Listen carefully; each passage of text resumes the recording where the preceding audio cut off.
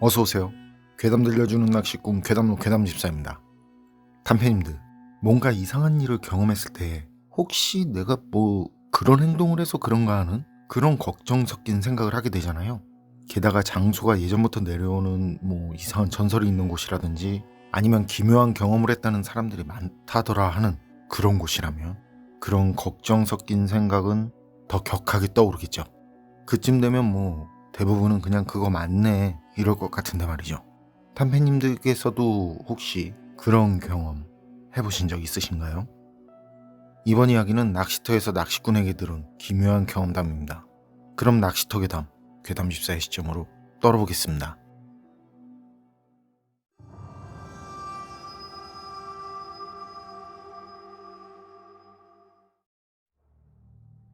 제가 소름 돋는 오싹한 얘기 하나 해드릴게요.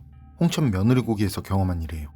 그쪽에 저수지라고 있거든요. 거기 잘하는 친구가 있어서요. 예전에 거기로 저랑 친구 둘하고 셋이서 2박 3일로 낚시를 하러 갔었는데 말이죠. 하루 지나고 나니까 저녁부터 비가 오더라고요. 처음엔 내리다 말겠지 하고는 좀 쉬었다 하자면서 배 걷어들이고는 텐트로 들어가서는 커피 한잔 하면서 얘기를 나눴어요. 금방 그칠 거라고 생각하고. 비가 그치길 기다리는 동안 처음엔 낚시 얘기로 시작을 했다가 다들 그냥저냥 사는 얘기로 넘어가고, 그러다 친구 하나가 귀신 얘기를 꺼냈는데요. 그게 그날 우리가 간 거기 근처에 있는 홍천 며느리 고개와 관련된 얘기였어요. 먼저 그 홍천 며느리 고개라는 곳이 어떤 곳이냐면요, 예전부터 전해져 내려오는 전설이 있는데 말이죠. 때는 조선 중엽, 시아버지와 며느리가 나귀 등에 집신을 가득 싣고는 홍천의 고개를 넘고 있었다고 그래요. 시아버지와 며느리는 조용히 앞만 보고 가다가 울창한 숲이 있는 그 성황당 산마루 턱에서 쉬어가려고 잠시 멈췄는데, 그때 시아버지가 나귀 등을 보고는 집신이 없어진 걸 알게 된 거예요. 그래서 시아버지는 며느리를 산마루에서 기다리게 하고, 그리고 집신을 찾으려고 오던 길을 되돌아갔지만 잃어버린 집신을 찾을 수 없었죠. 그래서 집신 찾기는 포기하고 산마루 성황당에 되돌아갔는데, 거기엔 나귀만 있었고 며느리가 온데간데 없이 사라지고 보이지 않더라는 거죠. 시아버지는 크게 놀라서는 며느리를 찾고자 산자락 이곳저곳을 헤맸으나 찾을 수 없었고요. 어쩔 수 없이 내려가려는데 나귀마저 움직이지 않더라는 거예요. 그래서 나귀를 회초리로 두들겨 패면서 강제로 끌고는 집으로 돌아왔는데, 그 후부터 며느리가 호랑이에게 잡혀먹혔다는 소문이 돌기 시작했다네요. 그리고 아마도 원기가 됐을 거라고. 이게 아닌 게 아니라 그날 이후부터 그 혼사 행렬이 그곳을 지나가면 말이죠, 나귀의 발굽이 땅에 달라붙어 움직이지 않았고, 그 사람들이 제사를 지내고 가며 또 안전하게 넘을 수 있었대요.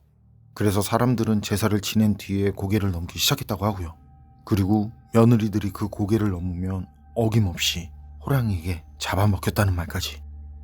그래서 그날 이후부터 그곳 사람들은 혼례를 하는 경우 그 한참을 돌아가더라도 길이 먼 산마치 고개로 빙 돌아갔다고 하는데요. 특히 며느리들은 절대 그 고개를 넘어가지 않았다는 말이었어요. 그게 홍천 며느리 고개에 내려오는 전설인데, 그런데 이어서 나온 말들이 이런 며느리 고개에서 귀신을 봤다는 사람들이 적지 않다는 거였죠. 어떤 사람은 오토바이를 타고 가다가 그 터널 입구에서 검은 그림자를 봤다라든지, 어떤 사람은 임도를 가는데 웃음소리가 들려왔다든지, 그래서 주변을 봤는데 주변엔 아무도 없고, 혹시나 해서 고개 들어 나무 위를 봤더니 거기에 어떤 여자가 앉아서 희죽희죽 웃고 있었다라든지, 아니면 새벽 2시 터널 앞쪽에서 하얀 소복을 입은 여자가 손을 흔들고 있다라든지, 그래서 세우면 차 좀 태워달라고 그러고. 그런 상황에서 그런 얘기를 들으니까 오싹해져요. 말 같지 않다는 생각이 들면서도 이게 근래에도 이상한 경험을 했다는 사람들이 있다고 하니까. 그런데 그때 친구 하나가 속이 안 좋다고 나갔고, 저랑 다른 친구는 텐트 안에서 계속 얘기를 나눴는데, 그때 텐트 밖에서 뭔가 서성이는 듯한 기분, 그런 거 있죠. 누가 주변에 있는 것 같은 기분이 드는데 눈에는 보이지 않는 거.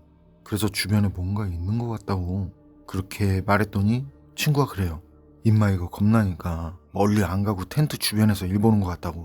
그 말에 저랑 그 친구랑 또 키득키득거리고, 그리고 나갔던 친구가 들어오길래 냄새나게 텐트 근처에서 일 봤냐고, 그러게 왜 귀신 얘기를 꺼내가지고 그러냐고 그런 말들을 했거든요. 그런데 친구 말이 아니라고, 자긴 멀찌감치 떨어져서 일을 보고 왔다는 거예요. 그 말을 들으니까 또 그래요. 좀 전에 뭔가 텐트 주변에 어슬렁거렸던 거, 저나 친구가 느낀 그 느낌, 분명 뭔가 텐트 주변에 있었던 것 같았거든요. 그래서 다시 물어봤죠. 진짜 텐트 주변에 있던 거 아니냐고. 그랬더니 진짜 아니라고 그러네. 그러다 다른 친구 있죠? 저랑 텐트 안에 같이 있던 친구. 그 친구가 그때 또 그런 느낌이 난다고 그래요. 텐트 밖에서 뭔가 어슬렁거리는 느낌. 그리고 그건 저도, 그리고 나갔다 들어온 친구도 느꼈고, 그래서 그땐 셋이서 같이 텐트 밖으로 나갔어요. 그런데 주변을 둘러봐도 아무것도 없네. 그리고 전날 왔을 때도 있었던 그 다른 조사님들도 보이지 않아요. 저희가 갔을 때 분명 주변에 서너 명이 있던 거, 그 사람이 있는 거 봤거든요. 뭐 비가 내려서 그런지 이유야 모르겠지만 그 사람들이 보이지 않더라고요. 비도 그칠 비가 아닌 것 같고, 분위기도 그렇게 되니까 그냥 적고 가자고. 그래서 그때부터 자리 정리하고 차를 몰고 거기서 나왔는데요. 밖에 나갔다 들어온 친구 있죠? 그 친구 차로 다 같이 갔었거든요.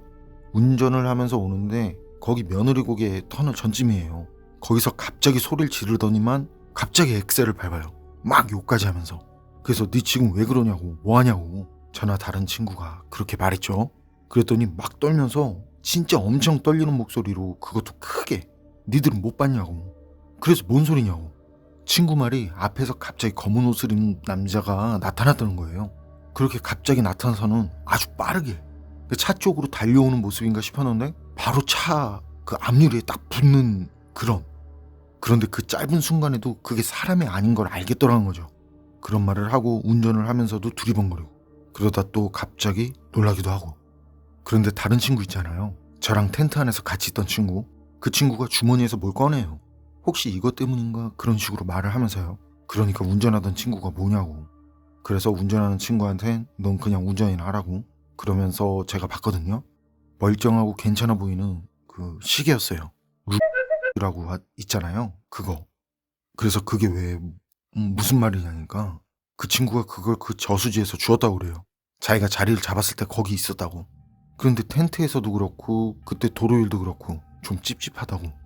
그래서 혹시 이것 때문일까 하는 말. 그 친구 말 듣고 저랑 운전하는 친구는 당장 버리라고. 우리도 좀 찝찝하다고. 우리가 그러니까 시계를 주는 친구도 그게 좋겠다면서 그 시계를 버리려고 창문을 내리려는데, 근데 간도 크지. 운전하던 친구가 그때 바로 아니라고. 그거 그렇게 버리면 안 될 것 같다고 그러면서 뭐라 했는데, 어쨌든 그런 느낌이 강하게 들더래요. 그래서 어쩌려고 그러냐니까 다시 돌아가자고, 거기 주웠던 곳에 그대로 놓고 오자고. 저나 다른 친구도 그게 좋겠다고 그랬어요. 아무래도 그게 우리 생각처럼 뭔가 쉬운 물건이라면 막연하게 그렇게 하는 게 더 좋을 것 같고, 그리고 그렇게 한다고 하면 또 해코지도 하지 않을 것 같더라고요. 근데 거기가 도로가 상행선 하행선 나눠져 있고 터널도 나눠졌거든요. 중앙선은 펜스로 막혀서 한참을 내려가야 유턴을 할 수 있는데요. 그렇게 한참을 내려가서 유턴을 해서 다시 그 근처 가까이 갔는데, 그렇게 근처에 가니까 말이죠, 그때까지 엄청나게 내리던 비가 그쳐요.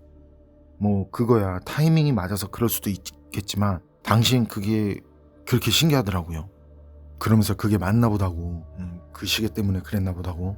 그 시계 주운 친구는 미안하다고 뭐라 하고, 그러면서 그 시계를 주운 자리에 다시 내려놓고. 모르죠. 뭐 그게 진짜 무슨 사연이 있는 시계인지 아닌지는, 뭐가 어찌된 건지 모르겠지만 어쨌든 일단 그렇게 하고, 그리고 다시 거기서 나와서 집으로 왔거든요. 그런데 나중에 그 시계를 주었던 친구가 그래요. 그날 잠을 자는데 꿈속에 어떤 남자가 나타났다고. 그러더니 아무 말도 없이 그냥 자신을 쳐다보다 사라졌다고. 그 말을 들으니까 말이죠, 친구가 그런 꿈을 꾼 게 그게 기분 때문일 수도 있겠죠. 오히려 그게 이성적으로 더 맞겠죠. 그런데 그게 안 되더라고요. 셋이서 텐트 안에서 느낀 거, 뭔가 텐트 주변을 어슬렁거린 그거, 그건 분명 셋이 모두 느낀 거였거든요. 그런 경험을 해서 그런지 저나 친구들은 그 말을 듣고 그런 생각이 들었어요. 그때 텐트 주변에 어슬렁거린 그 느낌을 준 존재, 그 존재는 자기가 잃어버린 시계를 찾으려고 왔던 건 아닌가 하는 그런 생각이 말이죠.